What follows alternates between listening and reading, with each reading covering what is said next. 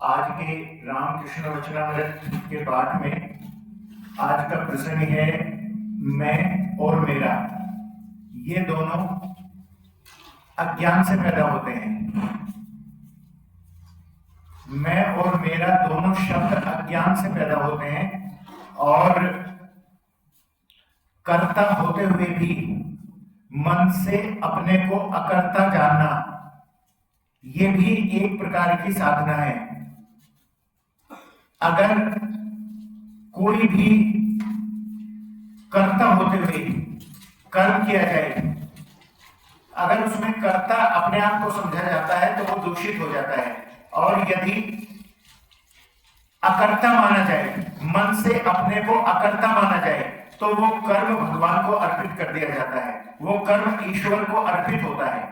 इसका एक उदाहरण कबीर के जीवन में इस प्रकार का उदाहरण मिलता है कि कबीर कपड़ा बुनते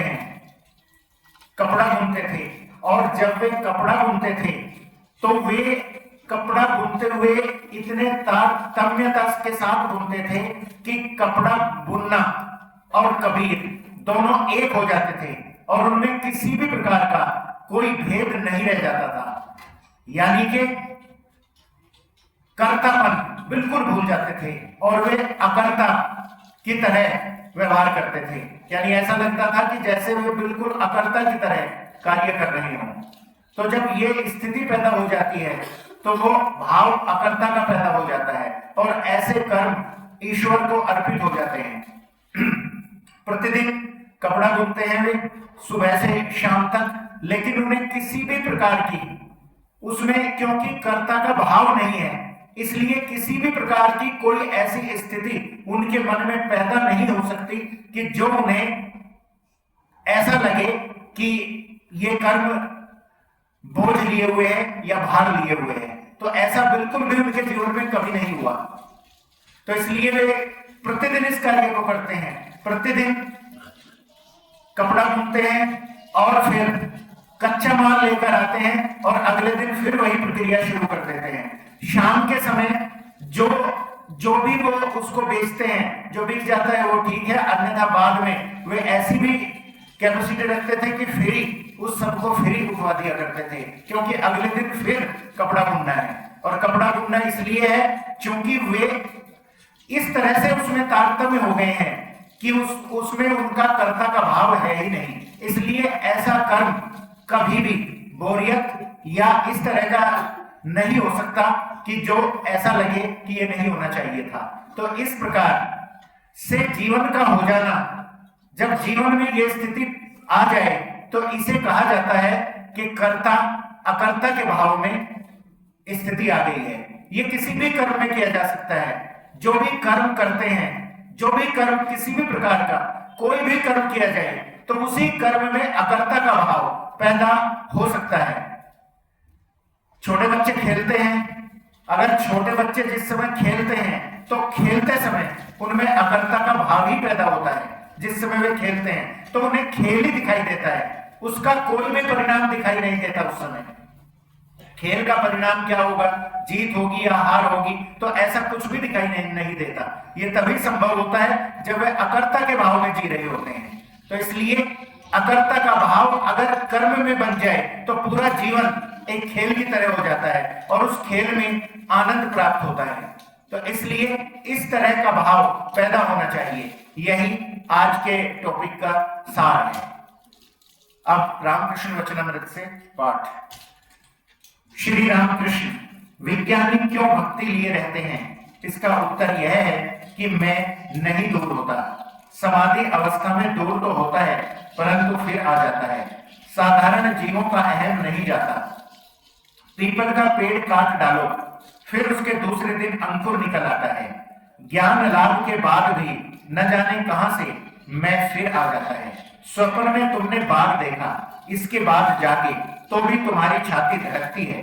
जीवों को जो दुख होता है मैं से ही होता है। बैल हम्बा हम्बा हम करता है, इसी से तो इतनी यातना मिलती है। हल में जोता जाता है, वर्षा और धूप सहनी पड़ती है और फिर कसाई लोग काटते हैं। चमड़े से जूते बनते हैं, ढोल बनता है, तब खूब पिटता है। फिर भी निस्तार नहीं, अंत में आंतों से तांत बनती है और उसे दुनिया अपने धनुए में लगाता है, तब वह मैं नहीं कहता, तब कहता है तू ओम, अर्थात तुम। जब तुम कहता है तब निस्तार होता है, हे ईश्वर मैं दास हूं, तुम प्रभु हो, मैं संतान हूं, तुम मां हो। राम ने पूछा, हनुमान तुम मुझे किस भाव से देखते हो? हनुमान ने कहा, राम जब मुझे मैं का बोध रहता है तब देखता हूं, तुम पूर्ण हो, मैं अंश हूं, तुम प्रभु हो, मैं दास हूं। और राम जब तत्व ज्ञान होता है तब देखता हूं, तुम ही मैं और मैं ही तुम। सेवक भाव ही अच्छा है, मैं जब की हटने का ही नहीं तो बना रहने दो दास में। मैं और मेरा ये दोनों अज्ञान है। यह भाव कि मेरा घर है, मेरे रुपए हैं, मेरी विद्या है, मेरा यह सब ईश्वरीय है, अज्ञान से पैदा होता है। और यह भाव ज्ञान से कि हे ईश्वर तुम करता हो और ये सब तुम्हारी चीजें हैं, घर परिवार, लड़के बच्चे, स्वजन वर्ग, बंधु बांधव, ये सब तुम्हारी वस्तुएं हैं। मृत्यु का सर्वदा स्मरण रखना चाहिए, मरने के बाद कुछ भी न रह जाएगा। यहाँ कुछ कर्म करने के लिए आना हुआ है, जैसे कि देहात में घर है परंतु काम करने के लिए कलकत्ते आया जाता है। यदि कोई दर्शक बगीचा देखने को आता है तो धनी मनुष्यों के बगीचे का कर्मचारी कहता है यह बगीचा हमारा है, यह तालाब हमारा है, परंतु किसी कसूर पर जब वह नौकरी से अलग कर दिया जाता है तब आम की लकड़ी के बने हुए संदूक को ले जाने का भी उसे अधिकार नहीं होता। संदूक दरबान के हाथ भेज दिया जाता है। भगवान दो बातों पर हंसते हैं। एक तो जब वैद्य रोगी की मां से कहता है, मां क्या भय है, मैं तुम्हारे लड़के को अच्छा कर दूंगा, उस समय भगवान यह सोचकर हंसते हैं कि मैं मार रहा हूं और यह कहता है मैं बचाऊंगा। वैद्य सोचता है मैं करता हूं, ईश्वर करता है, यह वह भूल गया है।